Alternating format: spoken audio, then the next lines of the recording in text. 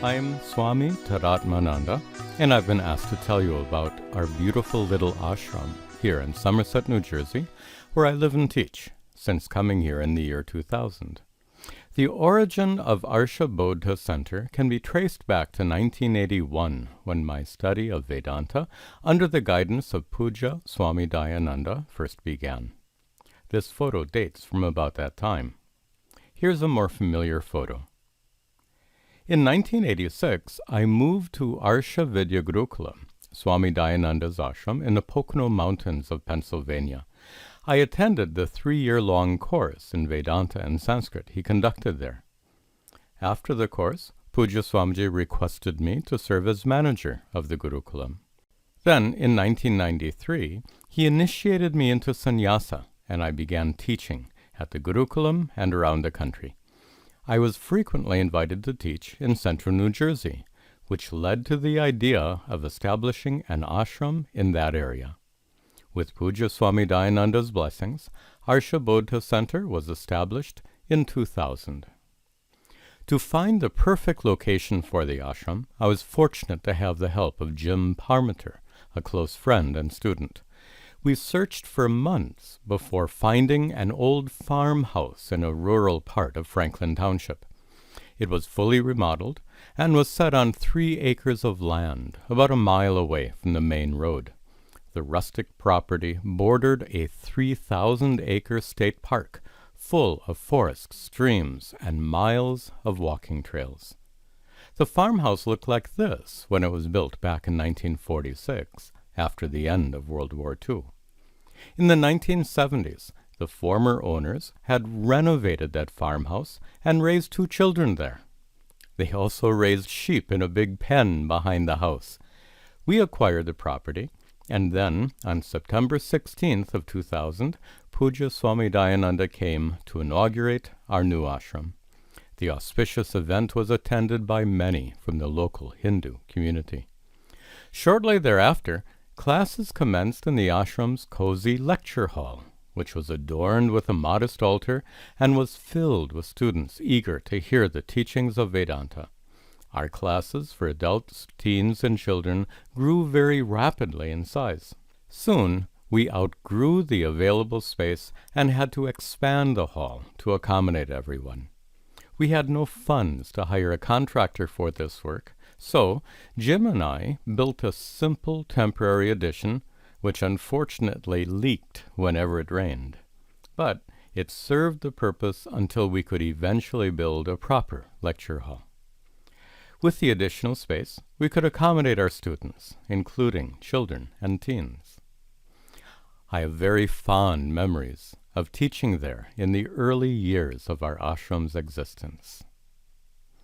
Our first anniversary was celebrated in a huge tent set up on the ashram's grounds. Pujya Swamiji came from Arsha Vidya once again to bless us as our guest of honor. Before long, even our expanded lecture hall was straining to accommodate everyone. So, we began to make plans to construct a new building. To help raise the money needed for construction, we held a number of fundraising events, which included delightful cultural performances by well-known artists. Members of the community responded warmly to our appeals and were very generous with their donations. Pujya Swamiji was a constant source of support and encouragement throughout those first years. I am so grateful to him. Before beginning construction, we performed an elaborate Bhumi Puja to sanctify the land and to consecrate the foundation stone. Then we gathered at the site of our future building for a joyous groundbreaking ceremony. After we finalized our plans and obtained all the permits, the heavy equipment arrived. We watched our property undergo a dramatic transformation. First, a parking lot had to be built, big enough for at least 100 cars. It takes about 1 acre of parking to accommodate all those cars. We also had to construct our own septic system because no sewer service was available for our rural property. And immediately behind our old lecture hall, a new building began to take shape. The basement of that building would become our dining hall, and the ground floor of the building would include a lobby and a spacious lecture hall, large enough to accommodate our growing body of students. Before long, an elegant building rose from the ground with the help of many skilled contractors. I worked closely with our contractors because I had chosen to serve as the project's general contractor, both to keep our costs low and to ensure that everything would meet our needs perfectly. Here you see our temple being built. As the construction proceeded, I found myself playing two very different roles, sometimes teaching and sometimes supervising construction. Eventually, our new lecture hall was carpeted and readied for occupation, and the parking lot was prepared to be paved with asphalt. To complete the project, we removed the temporary addition that leaked whenever it rained, and we replaced it with proper construction. By that time, 4 new permanent residents had arrived at our ashram. But they weren't students. They were the deities for our temple. Massive stone carvings of Lord Ganesha and Dakshinamurti Shiva had arrived from Coimbatore, packed in tamarind to protect them in transit. These deities were gifted to us by Pujya Swamiji. The other 2 were beautiful murtis of Sri Radha and Krishna. They arrived from Jaipur, where they had been skillfully sculpted from solid blocks of marble. With the help of volunteers, we moved our 4 new residents to the altar and prepared our temple for consecration.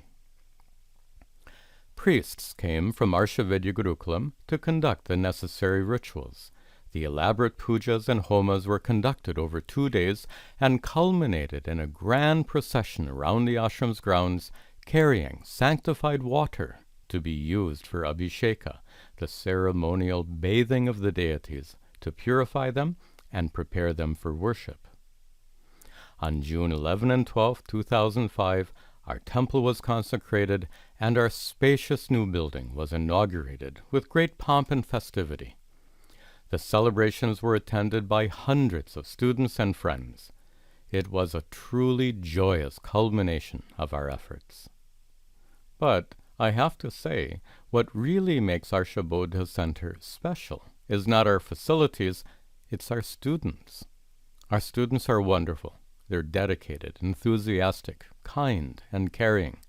Many of them volunteer to help with ashram work. Because of their selfless service, we require no paid staff.